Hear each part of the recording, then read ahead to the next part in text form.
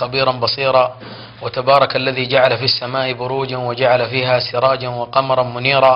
وأشهد أن لا إله إلا الله وحده لا شريك له، وأشهد أن محمدا عبد الله ورسوله أرسله ربه هاديا ومبشرا ونذيرا، صلى الله عليه وعلى آله وصحبه وسلم تسليما كثيرا.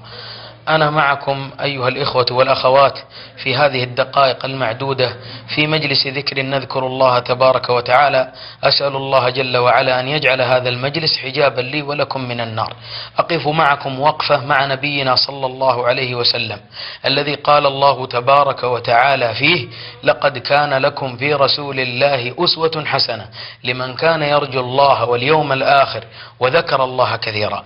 أريد أن أحدثكم عن هذه القدوة، وأريد أن أحدثكم عن النبي صلى الله عليه وسلم الذي شرح الله به الصدور وأنار الله به العقول، فأحيا الله به أعينا عميا وآذانا صما وقلوبا غلفا، صلوات ربي وسلامه عليه. قال القائل فيه: بشرى لنا معشر الإسلام أن لنا من العناية ركنا غير منهدم، لما دعا الله داعينا لطاعته بأكرم الرسل كنا أكرم الأمم.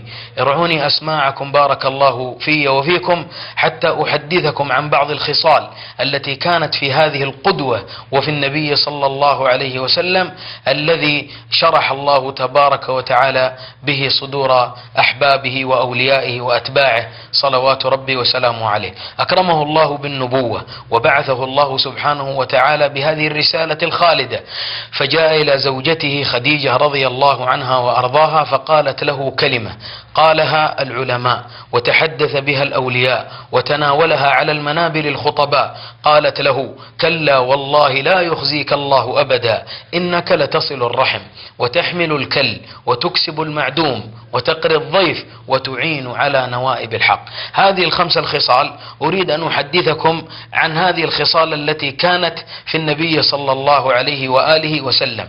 قالت له: إنك لتصل الرحم، إنك لتصل الرحم. كان النبي صلى الله عليه وسلم وصولا لرحمه صلوات ربي وسلامه عليه.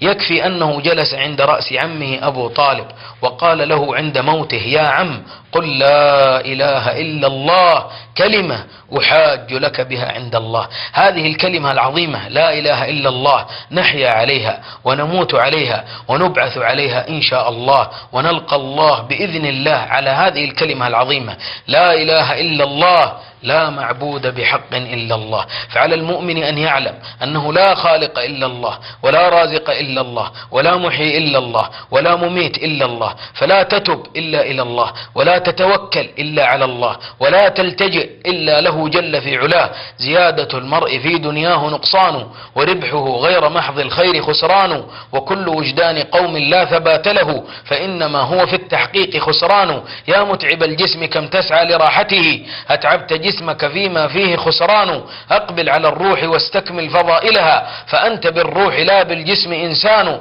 يا عامرا لخراب الدار مجتهدا، بالله هل لخراب الدار عمران. فالزم يديك بحبل الله معتصما، فإنه الركن إن خانتك أركان. فالزم يديك بحبل الله معتصما، فإنه الركن إن خانتك أركان. فقال له: يا عم قل لا إله إلا الله كلمة أحاج لك بها عند الله. فلئن يجلس الواحد منا مذكرا لأرحامه ومذكرا لأهل بيته وتاليا عليهم آية من كتاب الله أو حديثا من أحاديث رسول الله، والله إنه خير من الدنيا وما فيها. وعلى المؤمن أن يعلم أن هذه الرحم موصولة باسم الله تبارك وتعالى الرحمن. قال صلى الله عليه وآله وسلم: الرحم شجنة من الرحمن، تعهد الله أن من وصلك وصلته ومن قطعك قطعته. وجاء في الحديث قوله صلى الله عليه وسلم: لا يدخل الجنة قاطع. والله يتقطع قلب الواحد منا عندما يرى أخا قد هجر أخاه، وعندما يرى أختا قد هجرت والدها أو والدتها أو إخوتها. بسبب ماذا؟ بسبب أمر من أمور الدنيا. هذه الدنيا بكل ما فيها، بأناسها وحيواناتها وثمارها وذهبها وحيتانها وبحارها، بكل شيء فيها قال عنها ربها: كل من عليها فان ويبقى وجه ربك ذو الجلال والإكرام. كل من عليها فان ويبقى وجه ربك ذو الجلال والإكرام. كيف تغر الناس اليوم الدنيا ويتقاطعون؟ ومن أجل ماذا يتقاطعون ويتدابرون؟ في الأعياد يتقابلون ولا يسلم بعضهم على بعض، وربما يعني البيوت تكون قريبة من بعض الأرحام، لأن الله أخبر أن هناك جار ذي القربى يكون قريبا منك، واجب عليك وصله وواجب عليك الإحسان إليه، فله حقان: حق القرابة وحق الجيرة. فعلى المؤمن أن يتقي الله في ذلك، وأن يقبل بقلبه على الله جل في علاه لكي يرتفع عمله إلى الله سبحانه وتعالى. كان النبي صلى الله عليه وسلم وصولا لرحمه، ذهب النبي صلى الله عليه وسلم فاتحا إلى أرض مكة، هذه مسقط رأس النبي عليه الصلاة والسلام، عاد إلى أهله وعاد إلى جماعته الذين حاربوه وآذوه وسبوه وشتموه وقتلوا عمه حمزة رضي الله عنه، وقتلوا أصحابه وأحبابه من الصحابة من قتل من أهل مكة. عاد النبي صلى الله عليه وسلم إليهم، لم يعد عليه الصلاة والسلام شامخا بأنفه، مع أنه صلوات ربي وسلامه عليه وحاشاه أتى بالجيوش الجرارة، أتى عليه الصلاة والسلام بالسيوف وبالخيول وبالرجال، وهو قادر على قتلهم وقادر على إبادتهم.